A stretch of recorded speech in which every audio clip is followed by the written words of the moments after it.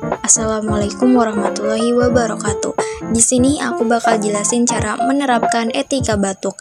Etika batuk dan bersin. Yang pertama, wajib menggunakan masker karena menggunakan masker supaya mencegah terjadinya penyakit menular melalui udara baik dari pasien maupun dari lingkungan luar.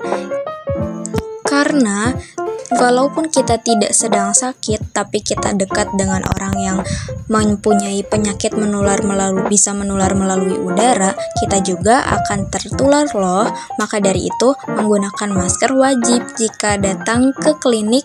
Berikut cara menerapkan etika batuk dan bersin. Yang pertama, tutup mulut dan hidung dengan lengan atas di bagian dalam, seperti contoh gambar ya. Atau bisa juga ditutup menggunakan tisu yang bersih, setelah itu dibuang ke tempat sampah tertutup. Lalu, setelah itu segeralah mencuci tangan pakai sabun dan air mengalir.